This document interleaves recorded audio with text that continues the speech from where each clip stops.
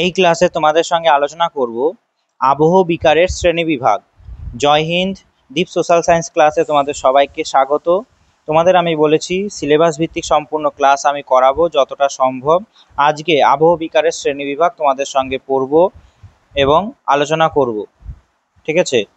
আর এর আগে আবহ বিকার সম্পর্কে একটা ক্লাস হয়েছে, তাই আবহ বিকারের এটা দ্বিতীয় পার্ট, ঠিক আছে? আবহ বিকারের এটা কি সেকেন্ড পার্ট, আমি প্রথম পার্ট করিয়েছি। এই আবহ বিকারের শ্রেণীবিভাগে আমরা পড়ব কি যান্ত্রিক আবহ বিকার। আবহ বিকারের শ্রেণীবিভাগ, প্রথম শ্রেণীবিভাগ হলো যান্ত্রিক আবহ বিকার। যান্ত্রিক আবহ বিকার। আর 2 নম্বর হলো রাসায়নিক আবহ বিকার।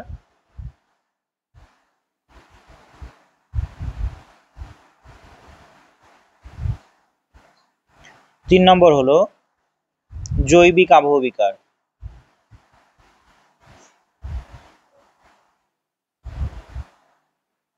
যান্ত্রিক আবহ বিকার মূলত কিসের জন্য হয়? উষ্ণতা এবং চাপের পরিবর্তনের জন্য হয়।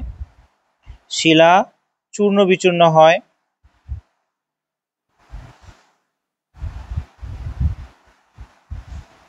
খনিজের কোনো পরিবর্তন এখানে হয় না।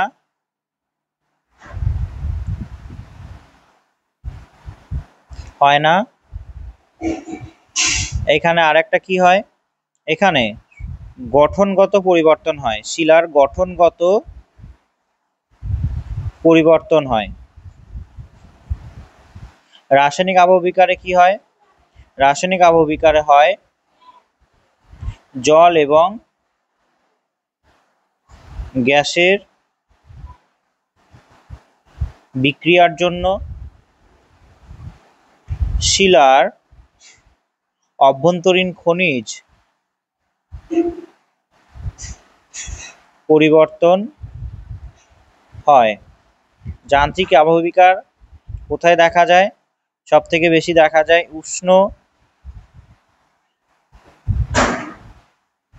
উষ্ণতা যেখানে প্রসার অনেক বেশি, অর্থাৎ দিন এবং রাতের এবং ঋতুগত উষ্ণতার পার্থক্য যেখানে বেশি। আর মেরু অঞ্চলে এটি দেখা যায়। রাসায়নিক আবহ বিকার কোথায় দেখা যায় বেশি? যেখানে আর্দ্র অঞ্চল, অর্থাৎ যেখানে বেশি বৃষ্টিপাত হয়। জৈবিক আবহ বিকার কোথায় দেখা যাবে? আগের দিন আলোচনা করেছি, জৈবিক আবহ বিকার হলো উদ্ভিদ, প্রাণী, মানুষ দ্বারা শিলা যান্ত্রিকভাবে কিছুটা চূর্ণ বিচূর্ণ হয় এবং রাসায়নিকভাবে বিয়োজিত হয়, ঠিক আছে? যান্ত্রিক আবহ বিকার বোঝা গেল, রাসায়নিক আবহ বিকার বোঝা গেল। এবার প্রত্যেকটা শ্রেণীবিভাগ আমরা আলোচনা করব, ঠিক আছে? প্রত্যেকটা শ্রেণীবিভাগ আমরা আলোচনা করব। এবার যান্ত্রিক আবহ বিকারের ভাগগুলো কি কি আছে? যান্ত্রিক আবহ বিকার মূলত উষ্ণতা এবং চাপের পরিবর্তনের জন্য হয়, কিন্তু এখানে আমি অনেক কটা ভাগ করছি। দেখো, এইখানে যান্ত্রিক আবহ বিকার 1 উষ্ণতার পরিবর্তনের জন্য হয়, 2 কেলাসী ভবনের জন্য হয়,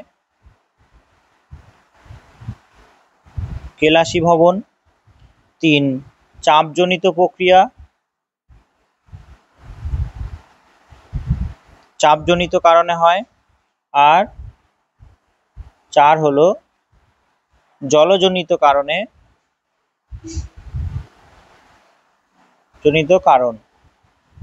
উষ্ণতা পরিবর্তনের জন্য কি কি আছে? উষ্ণতা পরিবর্তনের জন্য প্রথমে হবে প্রস্তরচায়ী খণ্ডীকরণ, ইংরেজিতে বলা হয় ব্লক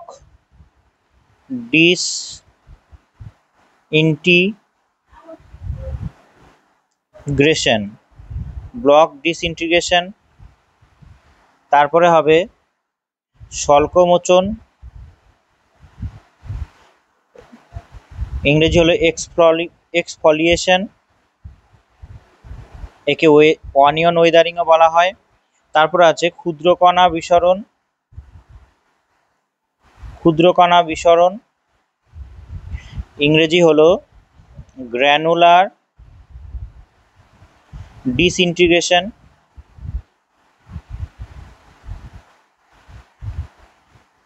গ্র্যানুলার ডিসইন্টিগ্রেশন। আর 4 নম্বর হলো বোল্ডার ক্লিভিং, এর ইংরেজি একই, বোল্ডার ক্লিভিং। আর লাস্ট হলো ডার্ট ক্র্যাকিং, ডার্ট ক্র্যাকিং। এই কটা হলো এর ভাগ। ঠিক আছে, উষ্ণতার জন্য এরকম হচ্ছে। কেলাসী ভবনের জন্য কি আবহবিকার হচ্ছে সেটা আমরা সবকটা আলোচনা করে নিই। এই কটা প্রস্থচ্ছায় খণ্ডীকরণ, স্বল্পমোচন, ক্ষুদ্রকণা বিসরণ, বোল্ডার ক্লিভিং, ডার্ট ক্র্যাকিং, এই সবকটা আলোচনা করে নিই, তারপর আমরা কেলাসী ভবনে যাব। প্রথমে আছে আমাদের যান্ত্রিক আবহবিকারে প্রস্থচ্ছায় খণ্ডীকরণ।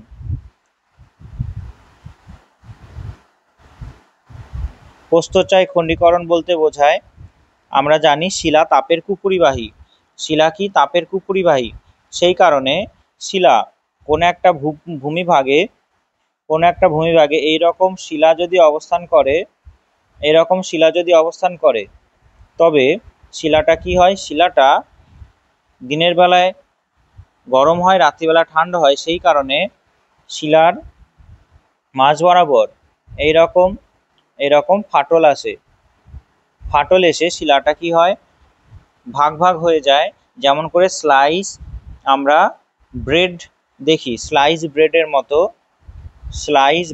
মতো শিলাটা ভাগ হয়ে যাওয়া, এটাকেই বলা হয় কি?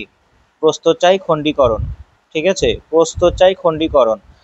আমি বললাম শিলা তাপের কুপুরিবাহী। দিনের বেলায় উপরের অংশটা, অর্থাৎ এই বরাবর, শিলার উপরের অংশ বরাবর গরম হয়, কিন্তু ভেতরের অংশ বরাবর তেমন গরম হয় না।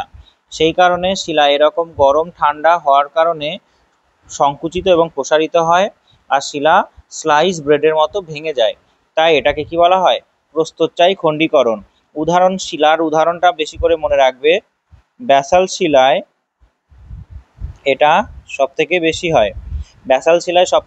হয়। ঠিক আছে, আর এই যে প্রস্থচ্ছায় খণ্ডীকরণের পরে পাহাড়ের চূড়াগুলি কি হয়? পাহাড়ের চূড়াগুলি হয় চ্যাপ্টা। পাহাড়ের চূড়াগুলি চ্যাপ্টা হয়। ঠিক আছে, অর্থাৎ ভূমিরূপ, এই আবহবিকারের প্রভাবে ভূমিরূপ কেমন হবে? চ্যাপ্টা আকৃতির হবে। ঠিক আছে, আর ব্যাসাল্ট শিলা এটা সব থেকে বেশি হবে। প্রস্থচ্ছায় খণ্ডীকরণ মানে বোঝায় স্লাইস ব্রেডের মতো ভাগ হয়ে যাবে। তোমাদের ছবি দেখাচ্ছি, দেখো এইখানে শিলাটা কি হয়ে গেছে? এই শিলাটা ভেঙে স্লাইস ব্রেডের মতো হয়ে গেছে। এটাকে বলা হয় কি? প্রস্থচ্ছায় খণ্ডীকরণ। বোঝা গেছে প্রস্থচ্ছায় খণ্ডীকরণ? ছবিটা একবার ভালো করে দেখো, এই ছবিটা যে এইখান বরাবর ভাগ হয়ে গেছে। ঠিক আছে, বেশ। এরপরে আমাদের আছে কি? পেঁয়াজের খোসার ন্যায় ভূমিরূপ। 2 নম্বর ভূমিরূপ হলো স্বল্পমোচন। স্বল্পমোচন কেমন হবে? স্বল্পমোচন হলো এমন এক ধরনের ভূমিরূপ যেটা সব থেকে বেশি হবে গ্রানাইট শিলায়। মনে রাখবে, গ্রানাইট শিলায় বেশি হবে। আর এই গ্রানাইট শিলা স্বল্পমোচন যখন হবে, তখন কি হবে? তখন পেঁয়াজের খোসার মতো ছেড়ে যাবে। গ্রানাইট ও নিশ জাতীয় সমকেন্দ্রিক স্তরযুক্ত শিলায় হবে। সমকেন্দ্রিক স্তরযুক্ত শিলায় হবে স্বল্পমোচন। আর এই স্বল্পমোচনের ফলে শিলা কি হবে? এটাকে অনিয়ন ওয়েদারিংও বলা হয়। অনিয়ন ওয়েদারিং বা পেঁয়াজের খোসার ন্যায় ভূমিরূপও বলা হয়। অনিয়ন মানে পেঁয়াজ। ঠিক আছে, পেঁয়াজের খোসা। এই আবহবিকারের ফলে ভূমিরূপ কেমন তৈরি হবে? যেহেতু গ্রানাইট শিলা, মনে রাখবে গ্রানাইট শিলায় ভূমিরূপ তৈরি হয় গোলাকার। ঠিক আছে, গ্রানাইট শিলায় গোলাকার ভূমিরূপ তৈরি হবে। অর্থাৎ গ্রানাইট শিলা যখন স্বল্পমোচন হবে তারপরে গোলাকার ভূমিরূপ তৈরি হবে। ঠিক আছে, এইটা সমসত্ব শিলায় বেশি হবে। ঠিক আছে, সমসত্ব শিলায় বেশি হবে, অর্থাৎ এইখানে যেটা প্রস্থচ্ছায় খণ্ডীকরণ বললাম এইটাও সমসত্ব শিলা, মানে একই খনিজ দিয়ে তৈরি। আর স্বল্পমোচনও সমসত্ব শিলাই হবে, একই খনিজ। সমসত্ব মানে একই ধরনের খনিজের দ্বারা তৈরি শিলাতে স্বল্পমোচন হবে। ঠিক আছে, স্বল্পমোচনের ছবিটা দেখো, এইখানে দেখতে পাচ্ছ স্বল্পমোচনের ছবিটা, এইখানে পেঁয়াজের খোসার মতো ছেড়ে ছেড়ে গেছে। ঠিক আছে, এই ছবিটা হলো স্বল্পমোচনের ছবি। এইখানে গোলাকার ভূমিরূপ তৈরি হবে। উদাহরণ হিসাবে তোমরা বলবে কোথায় দেখা যায়, উদাহরণ হিসাবে বলবে রাঁচি, ঝাড়খণ্ডের রাঁচি, তারপরে তামিলনাড়ু,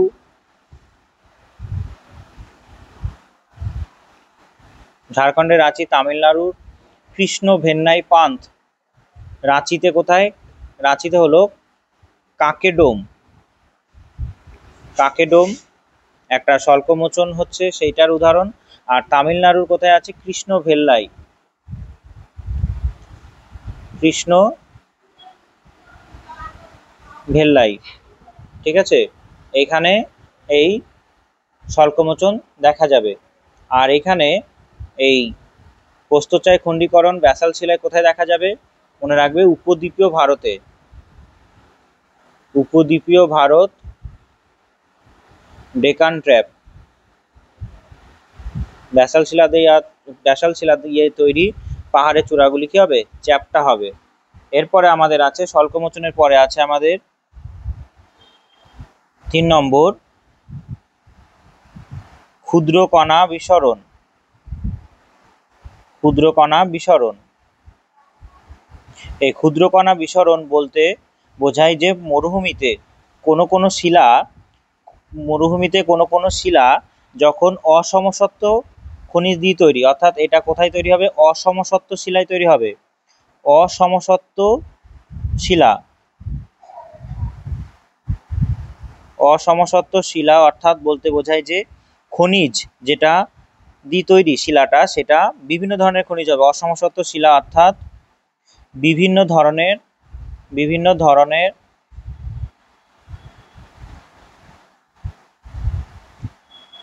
খনিজ মিশ্রণে তৈরি শিলায় হয়, তৈরি শিলায় এটি হবে। ঠিক আছে, আর এটার ইংরেজি আগে বললাম গ্র্যানুলার ডিসইন্টিগ্রেশন, গ্র্যানুলার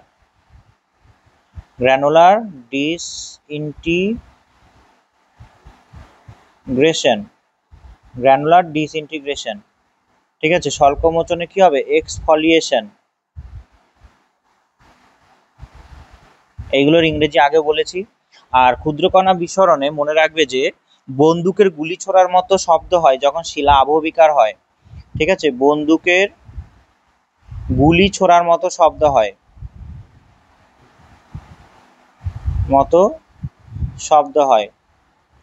সেম কথা, শিলা তাপের কুপরিবাহী, তাই উপরের অংশটা গরম হয়ে যায়, ভেতরের অংশটা গরম হয় না সেই তুলনায়। সেই কারণে যখন শিলার সহ্য ক্ষমতা পেরিয়ে যায় তখন প্রচণ্ড শব্দ করে অসমসত্ব শিলা দিয়ে তৈরি, অসমসত্ব খনিজ দিয়ে তৈরি শিলা কি হয়,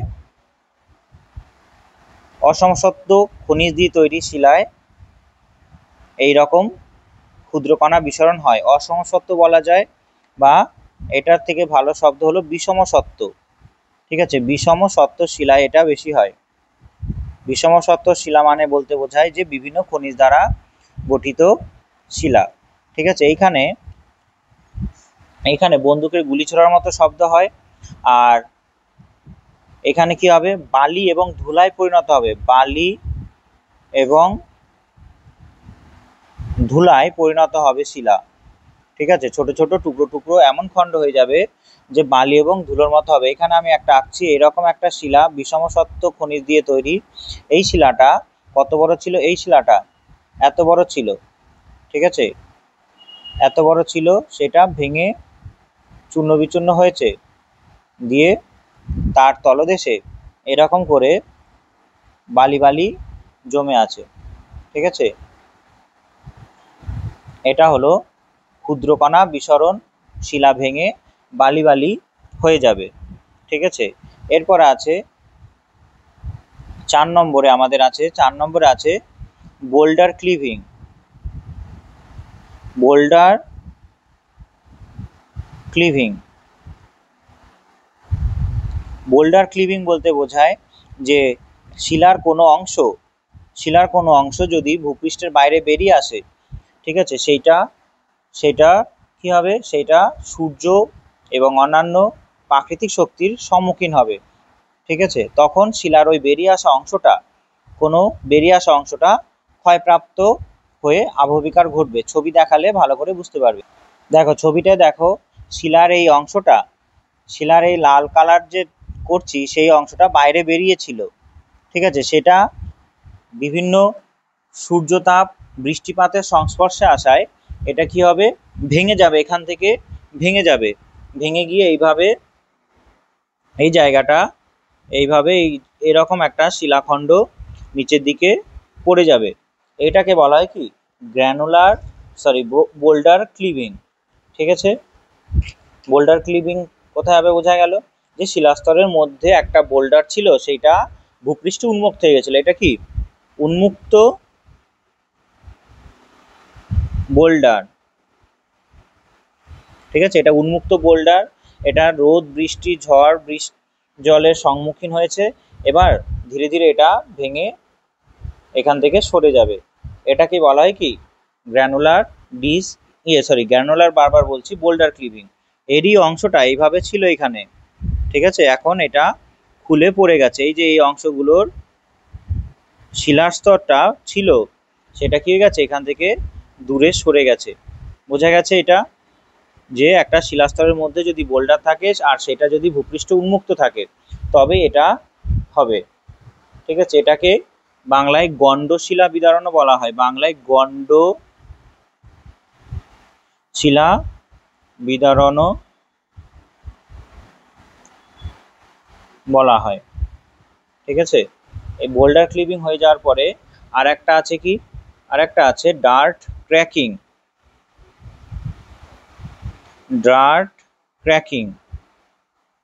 ঠিক আছে, ডার্ট ক্র্যাকিং কি হবে, ডার্ট ক্র্যাকিং এ ফাটলের মধ্যে উন্মুক্ত উষ্ণ শিলাস্তরে ফাটলের মধ্যে যদি কোনো, ধরে নাও এটা একটা উষ্ণ মরুভূমি, এটা একটা খুব বড় শিলাস্তর, এই বড় শিলাস্তরে এরকম ছোট ছোট ফাটল আছে। এবার এটা কি হবে, এই ফাটলের ভেতরে যদি প্রচুর পরিমাণে শিলা টুকরো টুকরো হয়ে জমে থাকে, এর ভেতরে শিলা জমবে, কিন্তু এর ভেতরে, ঠিক আছে, ছোট ছোট বালি টাইপের খণ্ড ঢুকবে। এবার এই যে ভেতরে যে ঢুকে থাকা শিলাখণ্ডগুলো ছিল, সেইগুলো সূর্যের তাপে গরম হবে। সূর্যের তাপে গরম হলে আয়তনে বেড়ে যাবে। তখন এই ফাটলটা ধীরে ধীরে কি হবে, এই যে ফাটল বরাবর অংশটা ধীরে ধীরে প্রসারিত হবে এবং নিচের দিকেও নামবে। ঠিক আছে, ফাটলটা প্রসারিত হবে এবং নিচের দিকেও নামবে। এটাকে বলা হয় ডার্ট ক্র্যাকিং। শিলাস্তরের ফাটলের ভেতরে সঞ্চিত শিলাচূর্ণ সূর্যের তাপে ক্রমশ উত্তপ্ত হবে, যার ফলে প্রসারিত হয়, আবার শীতল হলে সংকুচিত হয়, যার জন্য কি হয়, আয়তনে বেড়ে যায়। আয়তনে বেড়ে গেলে এইখান থেকে কি করবে, এই যে এই শিলাস্তরের এই বরাবর এই দিকে ধীরে ধীরে ক্ষয়প্রাপ্ত হতে থাকবে। ঠিক আছে, এটা ধীরে ধীরে ক্ষয়প্রাপ্ত হতে থাকবে। বোঝা গেছে, এটাকে বলা হয় ডার্ট ক্র্যাকিং। শিলাস্তরের ভেতরে শিলাচূর্ণের জন্য এটা হবে। বোঝা গেছে, বেশ। এই ছবিটা লক্ষ্য করো, এই ছবিটায় দেখতে পাবে যে শিলাস্তরের ফাটলে কি ঢুকে গেছিল, শিলাচূর্ণ ঢুকে গেছিল, সেইগুলো প্রসারিত হয়ে এরকম ফাটল হয়েছে। এটাকে বলা হয় ডার্ট ক্র্যাকিং। ঠিক আছে, খুব ভালো করে যদি দেখো, এই যে এই ফাটল বরাবর শিলাচূর্ণ ঢুকে গেছিল, সেগুলো আয়তনে প্রসারিত হয়ে এই শিলাটাকে কি হয়েছে, এরকম ফাটিয়ে দিয়েছে। এটা হয়ে গেল উষ্ণতার ভিত্তিতে যান্ত্রিক আবহবিকার। ঠিক আছে, এরপর আছে কেলাসী ভবনের ভিত্তিতে যান্ত্রিক আবহবিকার। বোঝা গেছে, এরপরে আছে কি কেলাসী ভবনের বি। বি যদি বলি, কেলাসী ভবনের জন্য যান্ত্রিক আবহবিকারে কি হবে? কেলাসী ভবন প্রক্রিয়া। কেলাসী ভবন প্রক্রিয়া। দেখো, যান্ত্রিক আবহবিকারে যেটা উষ্ণতার ভিত্তিতে করলাম, এটা একমাত্র হলো শিলা তাপের কুপুরিবাহী, সেই কারণে। ঠিক আছে, উষ্ণতার ভিত্তিতে যেটা হলো সেটা শিলা তাপের কুপুরিবাহী। শিলা তাপের কুপরিবাহী, সেই কারণে শিলার যে ভেতরে, এটা যদি শিলা হয়, এই শিলার বাইরের অংশটা গরম বেশি হয়, বাইরের অংশটা গরম বেশি হয়, প্রসারিত হয়, এবং ভেতরের অংশটা অতটা প্রসারিত হয় না। এই নীল কালারের অংশটা অতটা প্রসারিত হয় না, নীল কালারের অংশটা অতটা প্রসারিত হয় না, ফাটলও তৈরি হয় না সেই কারণে। ঠিক আছে, তাই এই ইয়েলো কালারের অংশ বরাবর শিলাটা কি হয়? শিলাটা ধীরে ধীরে নরম হতে থাকে এবং ফাটল তৈরি হয়। ঠিক আছে, শিলা মনে রাখবে তাপের কুপরিবাহী। আর এই হলুদ অংশ যেটা আঁকলাম আমি, এখানে যে হলুদ অংশটা আঁকলাম, এর হলুদ অংশে একটা তাপীয় ঢাল তৈরি হয়। কি তৈরি হয়? তাপীয় ঢাল। তাপীয় ঢাল বলতে বোঝায় যত শিলার অভ্যন্তরে যাওয়া যায় তত উষ্ণতার পরিমাণ কমতে থাকে, এটাকেই বলা হয় তাপীয় ঢাল। যত বাইরের দিকে শিলা থাকবে তত উষ্ণতা বেশি, শিলার বাইরের অংশটা উষ্ণতা বেশি, এর জন্য উষ্ণতার ভিত্তিতে যান্ত্রিক আবহবিকার হলো। এরপরে আমরা কি দেখব? এরপরে দেখব যে কেলাসী ভবন প্রক্রিয়া। কেলাসী ভবন প্রক্রিয়ার মধ্যে দুটো আছে, একটা হলো তুষারের প্রক্রিয়া। তুষারের কাজ। তুষারের কাজ মানে ফ্রস্ট ওয়েদারিং। ফ্রস্ট ওয়েদারিং মানে বলতে বোঝাচ্ছে যে যেখানে দিনের বেলায় উষ্ণতা 0 ডিগ্রির বেশি হয়ে যায়, 0 ডিগ্রি সেন্টিগ্রেডের, আর রাত্রিবেলা উষ্ণতা 0 ডিগ্রি সেন্টিগ্রেডের নিচে চলে যায়। সেই কারণে যদি কোনো শিলাস্তরে ফাটলে এরকম একটা শিলাস্তরে বা শিলার মধ্যে দিনের বেলায় জল ঢুকে যায়, জল ঢুকে যাওয়ার কারণে এই শিলাস্তরটার ভেতরে যে জল জমা ছিল সেটা কি হয়ে যায়? বরফ হয়ে যায়। বরফ হয়ে গেলে বরফ আয়তনে বৃদ্ধি পায়, তাই বরফ দুই সাইডে চাপ দেয়। এই দুই সাইডে চাপ দেওয়ার জন্য শিলার এই রকম অংশ বরাবর কি হয়? ভেঙে যায়। এই রকম অংশ বরাবর ভেঙে যায়, ভেঙে গিয়ে এই অংশটা সাইডে এরকমভাবে জমে পড়ে থাকে, ধীরে ধীরে এরকম সাইডে জমে পড়ে থাকে।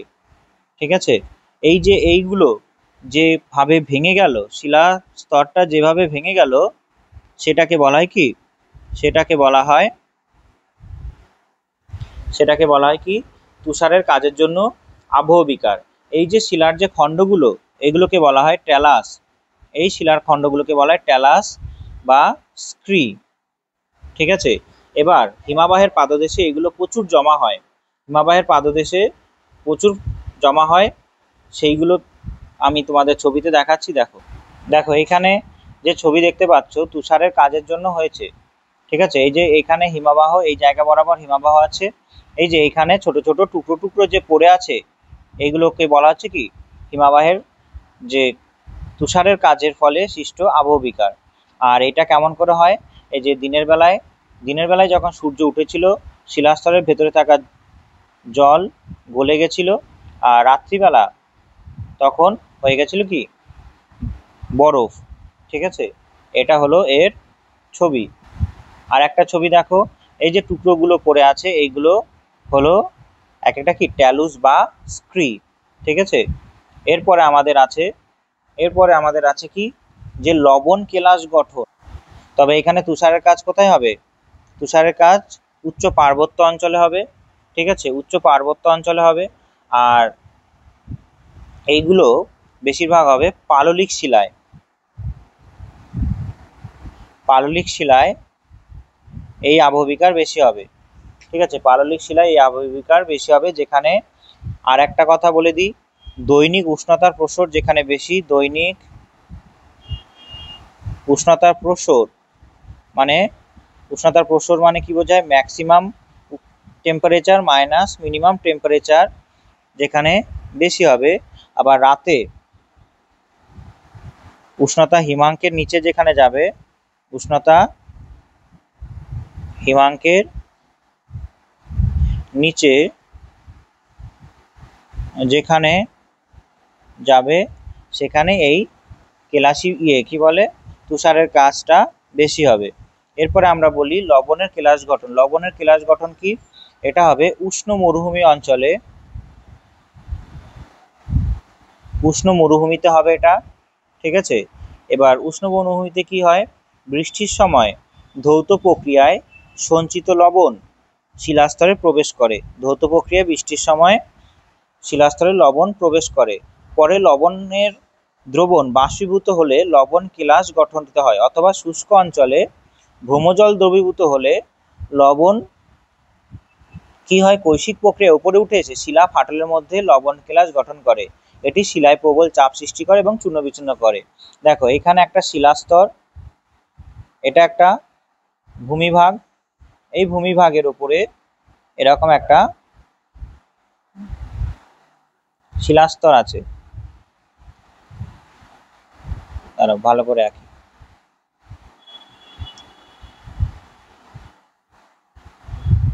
এখানে একটা শিলাস্তর, এটা ভূমিভাগ, এই শিলাস্তরের উপরে এই একটা শিলা এরকম করে দাঁড়িয়ে আছে,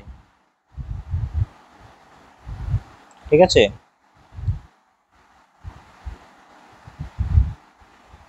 এরকম দাঁড়িয়ে আছে। এবার এই শিলাস্তরের ভেতরে, এই শিলাস্তরের ভেতরে যদি জল প্রবেশ করে, ঠিক আছে, মরুভূমিতে বালি সমৃদ্ধ বালি ধোয়া জল যদি প্রবেশ করে, জলটা কি হয়? লবণ নিয়ে যায়, এই শিলাস্তরের ফাটলে লবণ নিয়ে যায়। এবার জলটা যখন সূর্য ওঠে প্রচণ্ড পরিমাণে তখন জলটা শুকিয়ে যায়, কিন্তু শিলাস্তরের ভেতরে লবণটা থেকেই যায়।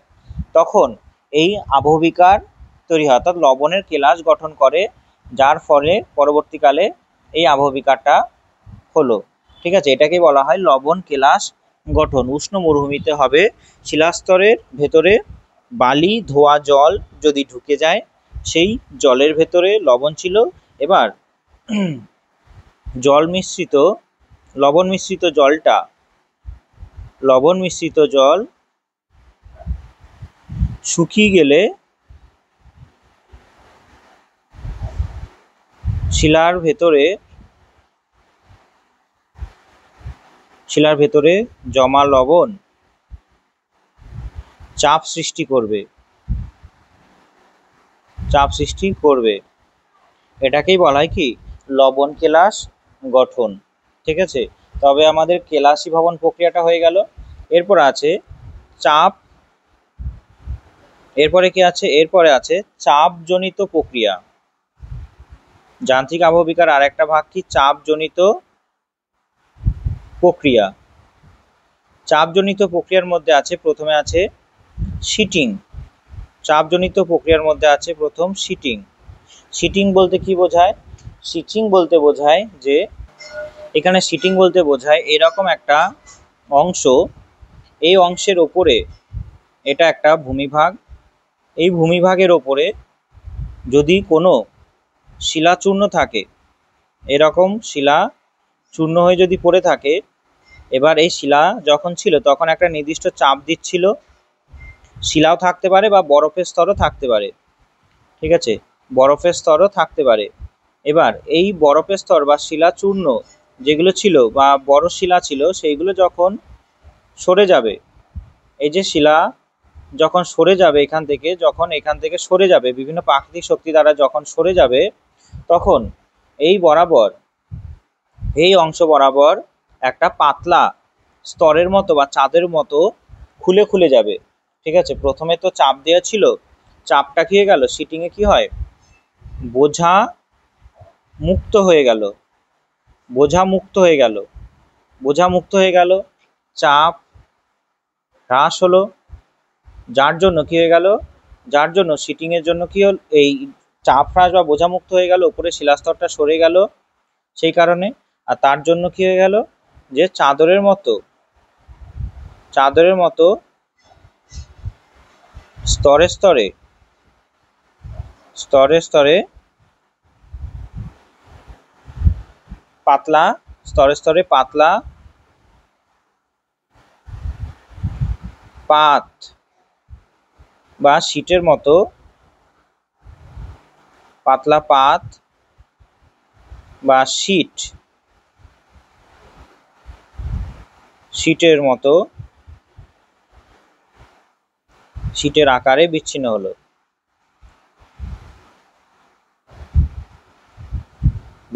এটাকেই বলা হয় শিটিং। ঠিক আছে, এরপর আছে স্পেলিং। স্পেলিং বলতে কি বোঝায়? স্পেলিং বলতে বোঝায় যে শিলাস্তরের চাপের জন্য স্পেলিং, শিলাস্তরের চাপের জন্য যখন শিলার ভেতরে একটা বা উপরে একটা অনুভূমিক ফাটল সৃষ্টি হবে,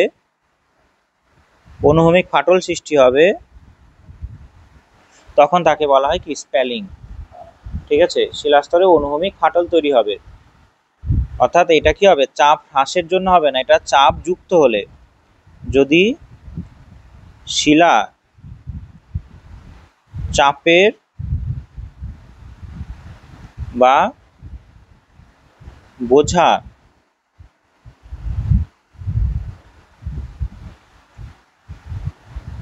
নিম্নমুখীভাবে চাপের, যদি শিলা চাপের বা বোঝার নিম্নমুখীভাবে চাপ দেওয়ার জন্য হয়, অর্থাৎ একটা শিলাস্তর আছে এরকম, এটা একটা শিলাস্তর,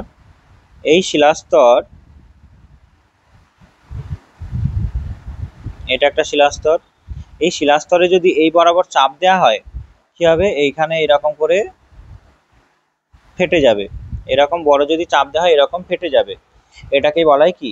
স্পেলিং। ঠিক আছে, এটাই হলো স্পেলিং। এই যে এটা হলো শিলার নিম্নমুখী চাপ, এটা কি? শিলার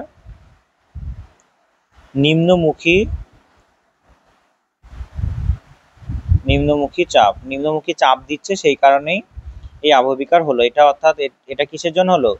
চাপের জন্য বা বোঝার জন্য হলো। আর আগেরটা শিটিং কি হলো? বোঝা মুক্ত বা চাপ হ্রাস হলো বলে। ঠিক আছে, স্পেলিং হয়ে গেল আমাদের। আর আছে কি? আর আছে জলজনিত প্রক্রিয়া, জলজনিত যান্ত্রিক প্রক্রিয়া। ঠিক আছে, জলজনিত যান্ত্রিক প্রক্রিয়া, এটা হবে ডি। জলজনিত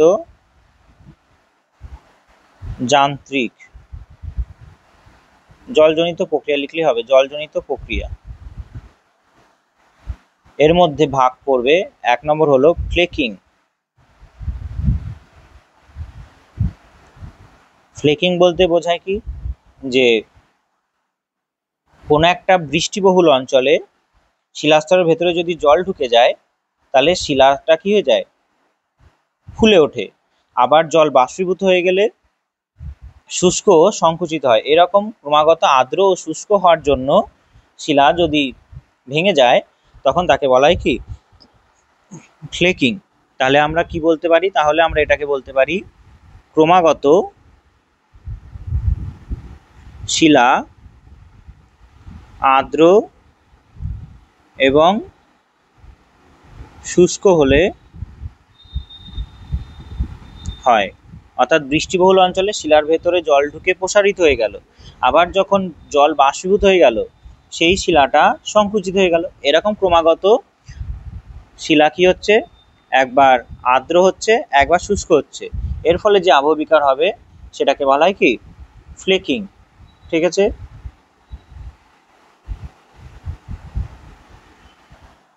এটা কিসের জন্য হলো? জল যুক্ত হলো বলে।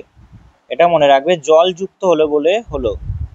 জল একবার যুক্ত হচ্ছে, আবার শুকিয়ে যাচ্ছে, যুক্ত হচ্ছে, আবার শুকিয়ে যাচ্ছে বলে এটি হলো। ঠিক আছে, আর আরেকটা কি আছে? স্লেকিং। আরেকটা আছে 2 নম্বর হলো স্লেকিং।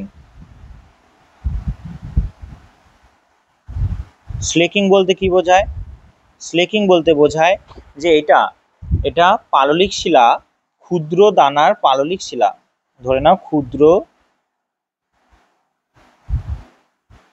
দানার পাললিক শিলা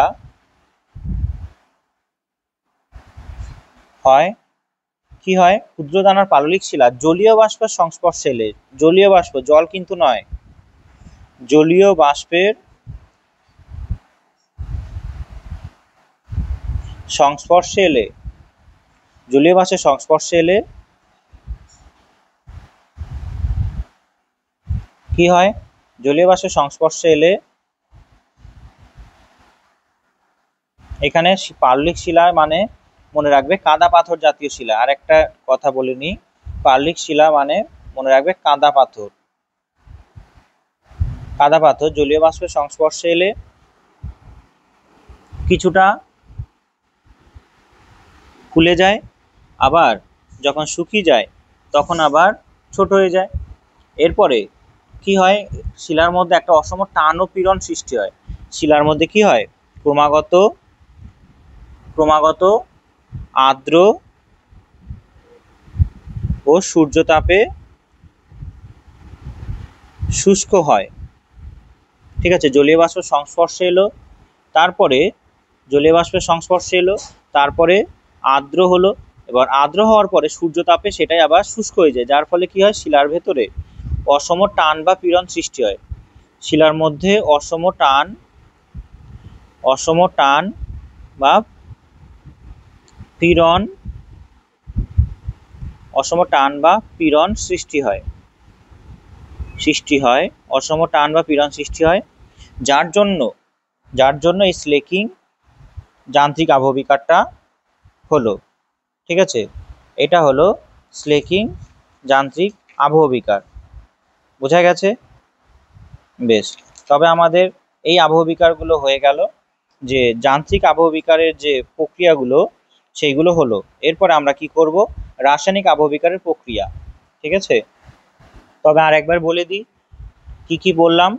এখানে যান্ত্রিক আবহবিকারের অনেক কটা ভাগ পড়লে, যান্ত্রিক আবহবিকারের উষ্ণতার ভিত্তিতে পড়লে কেলাসী ভবন পড়লে তুষারের কাজ আর লবণ কেলাস, চাপজনিত পড়লে কি শিটিং আর স্প্যালিং, আর জলজনিত কারণে পড়লে কি স্লেকিং অ্যান্ড ফ্লেকিং।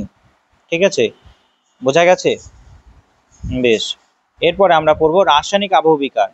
যার সমস্যা হলো সে আর একবার ভিডিওটা দেখে নেবে।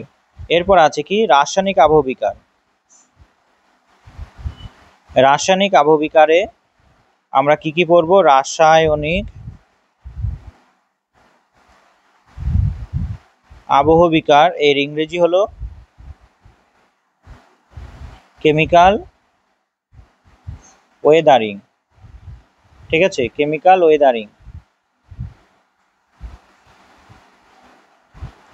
ওয়েদারিং। এইটা কতগুলো প্রক্রিয়ার মাধ্যমে হয়? এটা মূলত মনে রাখবে যে শিলা জলের সংস্পর্শে আসবে। রাসায়নিক আবহবিকার মূলত শিলার জলের সংস্পর্শ এবং গ্যাসের সংস্পর্শে এসে হয়। আর এটা কি কোথায় হয়? আর্দ্র অঞ্চলে, যেটা আমরা প্রথমেই পড়ে নিয়েছি। এই যে জল, রাসায়নিক আবহবিকার জল এবং গ্যাসের বিক্রিয়ার জন্য হয়। ঠিক আছে, আর শিলার খনিজের পরিবর্তন হয়। আর এটা কোথায় হবে? জল গ্যাসের জন্য শিলার খনিজের পরিবর্তন হবে, আর এটা বেশিরভাগ আর্দ্র অঞ্চলে হবে। বোঝা গেছে? বেশ, এরপরে আমরা এর প্রক্রিয়াগুলো জানি। এর প্রক্রিয়াগুলোর মধ্যে আছে, প্রথমে আমরা পড়ব কি, প্রথমে সব থেকে গুরুত্বপূর্ণ হলো শিলায় মরচে পড়ে। এই রকম আবহবিকার হয় জারণ, যেটাকে বলা হয় জারণ। শিলায় মরচে পড়ে, অর্থাৎ লোহাতেও মরচে পড়ে এই প্রক্রিয়ার জন্য। এই জারণ প্রক্রিয়াতে কোন জিনিসটা বেশি দায়ী? অক্সিজেন প্লাস H2O যখন বিক্রিয়া করে তখন কিসে মরচে পড়ে?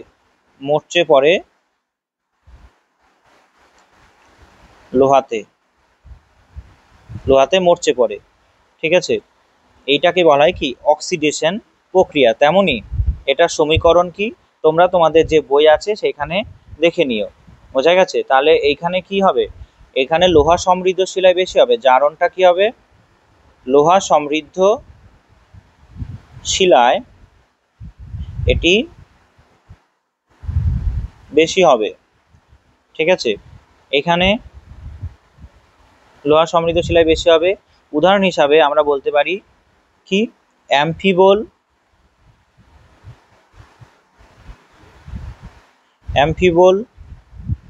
তারপরে পাইরক্সিন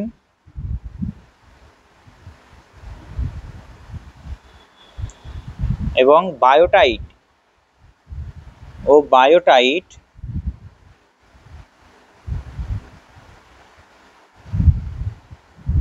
পাইরক্সিন, বায়োটাইট খনিজে এই প্রক্রিয়া হয়, খনিজে জারণ ঘটে।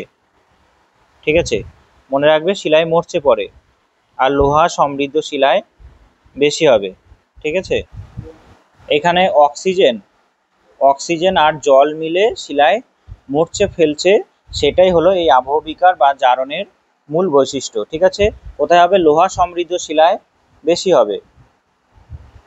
ওকে, এখানে যদি সমীকরণটা আমি লিখি এরকম হবে। সমীকরণটা দেখো যে 1 নম্বর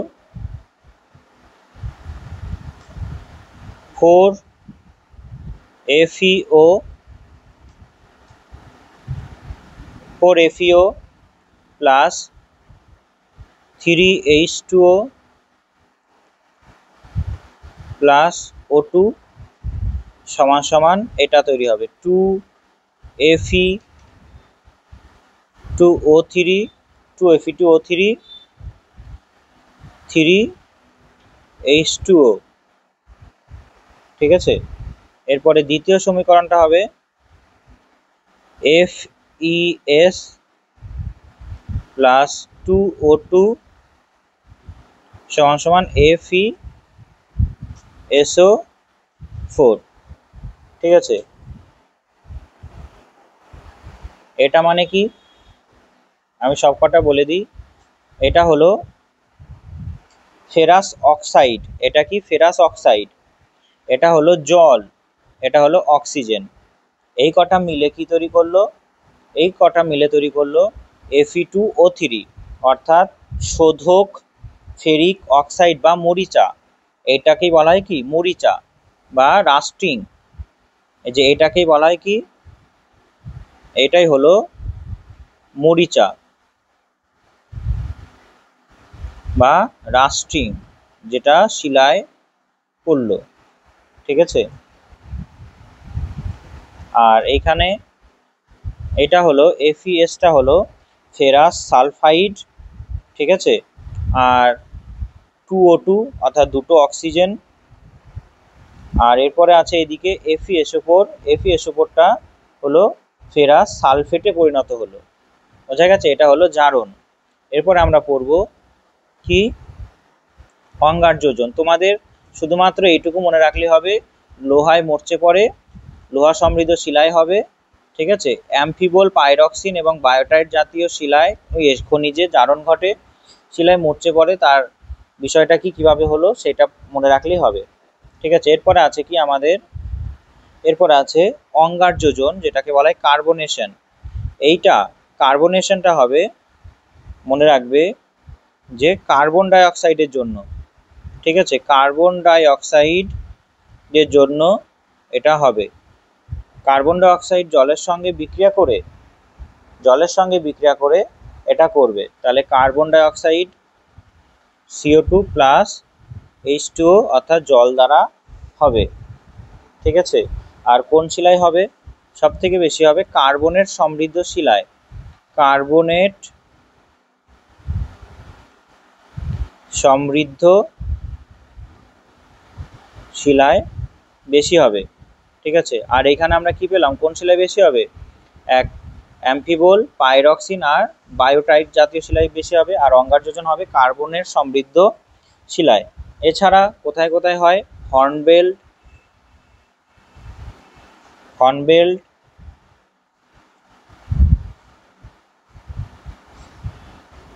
হর্নব্লেন্ড, তারপরে হবে ফেলসপারে,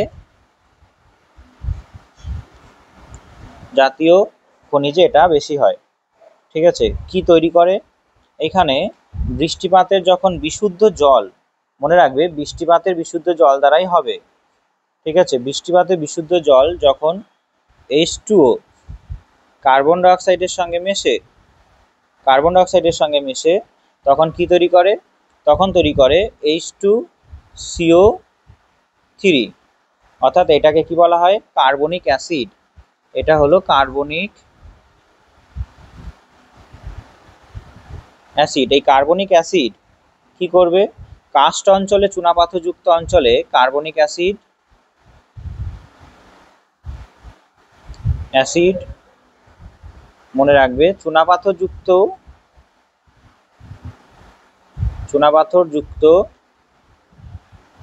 কাস্ট অঞ্চলে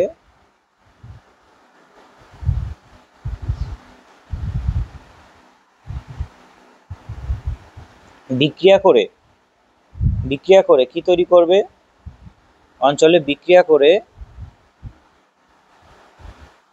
করে তৈরি করবে ক্যালসিয়াম বাইকার্বনেট বা কলিচুন। বিক্রিয়া করে কি তৈরি করবে, বিক্রিয়া করে তৈরি করবে কলিচুন বা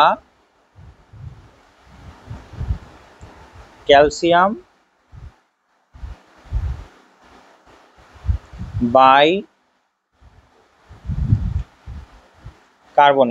বাইকার্বনেট, যেটার সমীকরণ হলো কি CaHCO3 ঠিক আছে, এই ক্যালসিয়াম বাইকার্বনেটই কি করবে, শিলা আবহবিকারের পরে তৈরি হলো। ঠিক আছে, চুনাপাথরযুক্ত অঞ্চলে বেশি হবে, মনে রাখবে চুনাপাথরযুক্ত কাস্ট অঞ্চলে হবে, অর্থাৎ চুনাপাথরযুক্ত অঞ্চলটাকেই বলা হয় কাস্ট অঞ্চল। এই কাস্ট ভূমিরূপ তৈরি করতে এই অঙ্গারযোজন বা কার্বনেশন দায়ী। ঠিক আছে, এখানে কি তৈরি হয়,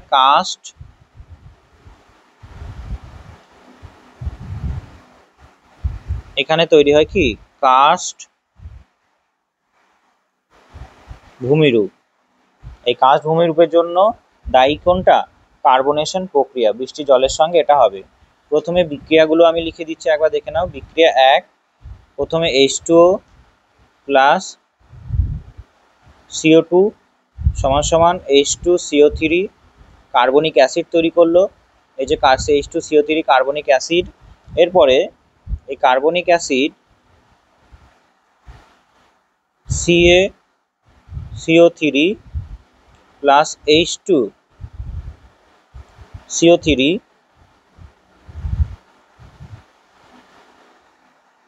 তৈরি, H2CaCO3 অর্থাৎ এটা কি, এটা হলো ক্যালসিয়াম কার্বনেট। ঠিক আছে, এটা হলো ক্যালসিয়াম কার্বনেট, এখানে লিখেছি ক্যালসিয়াম কার্বনেট না। H2CO3 মানে কার্বনিক অ্যাসিড, আর CaCO3 মানে কি বোঝায়, যে ক্যালসিয়াম বাইকার্বনেট। ক্যালসিয়াম বাইকার্বনেট নয়, ক্যালসিয়াম কার্বনেট।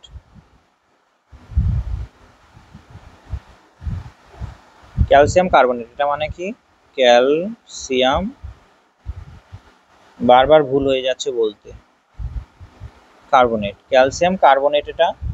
এটা কি, এটা হলো কার্বনিক অ্যাসিড।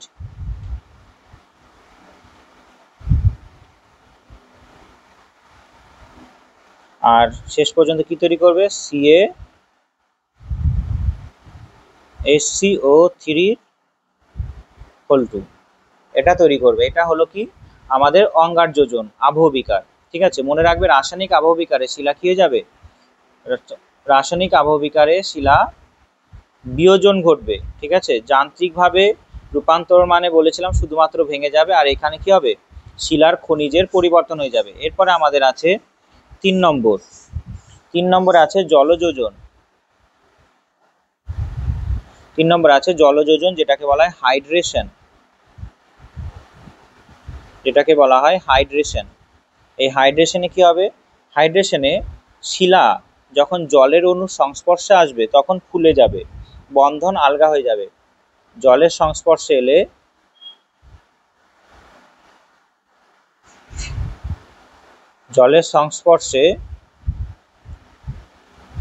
জলের সংস্পর্শে শিলার মধ্যস্থ খনিজ যে বন্ধন আলগা হয়ে এটি ঘটবে। ঠিক আছে, বোঝা গেছে? এটা কোন শিলায় বেশি হবে? এটা মনে রাখবে, জলযোজন কোথায় হয়? জিপসামে হবে, হেমাটাইটে হবে। ঠিক আছে, জিপসামে, হেমাটাইটে, লিমোনাইটে, অ্যানহাইড্রাইটে এবং জিপসামে যে শেষ পর্যন্ত কি তৈরি হয়? অলিভিন সার্পেন্টাইনে পরিণত হয়। আমি লিখছি, লিখে নাও। হেমাটাইট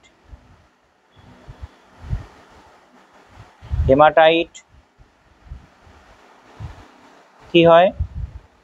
লিমোনাইটে পরিণত হয়। হেমাটাইট লিমোনাইটে পরিণত হয়।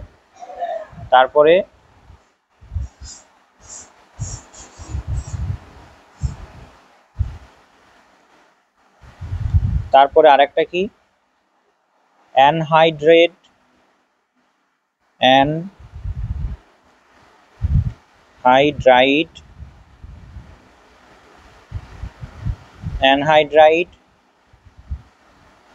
থেকে কি পরিবর্তন হবে? অ্যানহাইড্রাইট থেকে জিপসামে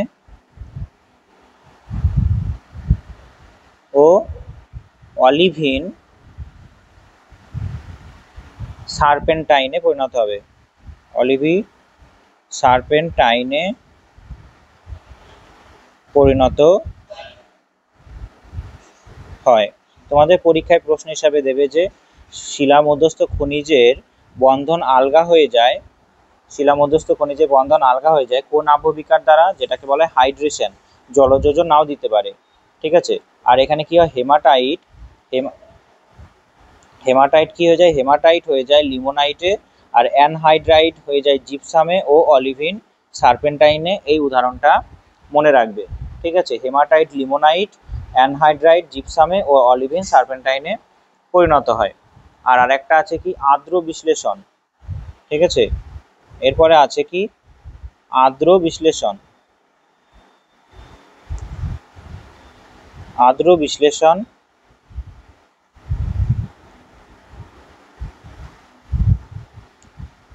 আর্দ্র বিশ্লেষণকে ইংরেজিতে বলা হয় হাইড্রোলিসিস।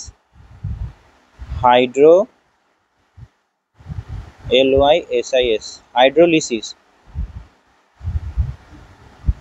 এই হাইড্রোলিসিস কি করে হবে? এই হাইড্রোলিসিস হবে, শুনে নাও, এই হাইড্রোলিসিস হবে খনিজের অণু শিলা মধ্যস্থ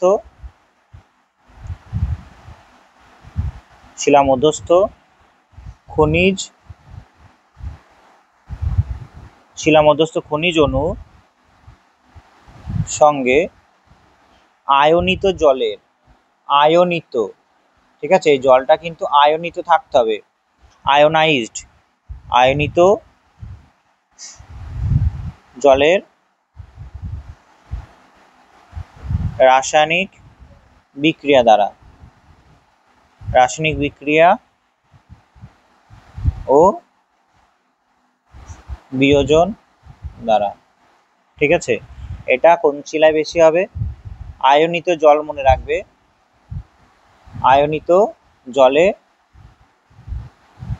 দ্বারা এটা হবে। ঠিক আছে, আর মনে রাখবে এখানে কি কোন শিলায় হবে? ফেলসপার এবং অভ্র।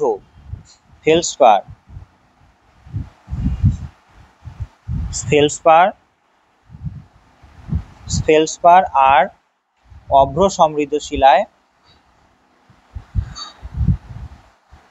এই হাইড্রোলিসিস বেশি হবে। ঠিক আছে, ফেলসপার এবং অভ্র সমৃদ্ধ শিলায় এটা বেশি হবে। ঠিক আছে, আর লাস্ট আছে আমাদের আজকে আবহবিকার শ্রেণীভাগে লাস্ট আছে দ্রবণ, যেটাকে ইংরেজিতে বলা হয় সলিউশন। ঠিক আছে, এই দ্রবণ কি করে হয়? যে শিলা মধ্যস্থিত কিছু খনিজ জলে সম্পূর্ণরূপে কি হয়ে যায়? দ্রবীভূত হয়ে যায়।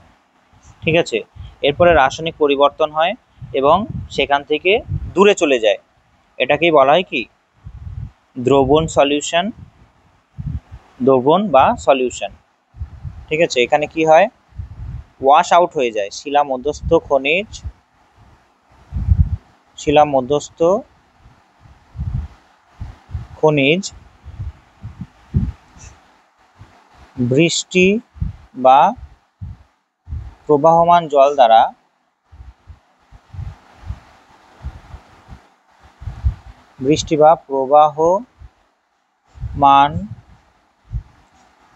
দ্বারা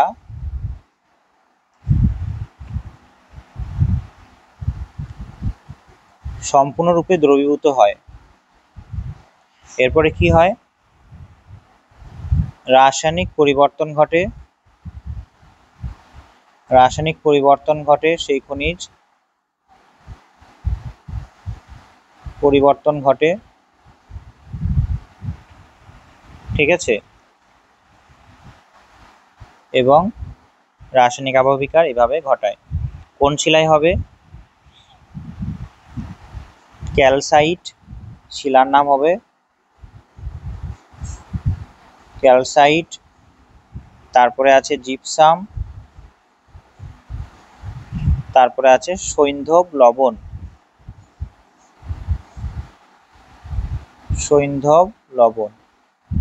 ইত্যাদিতে হবে। এখানে মনে রাখবে জলের সঙ্গে শিলার মধ্যস্থ খনিজ ধুয়ে অপসৃত হয়ে যাবে, রাসায়নিক বিক্রিয়া ঘটাবে। ঠিক আছে, বিক্রিয়া যদি বলি, উদাহরণ হিসাবে যদি বলি, কি হবে, সৈন্ধব লবণ প্লাস জল, ঠিক আছে, সমান সমান সৈন্ধব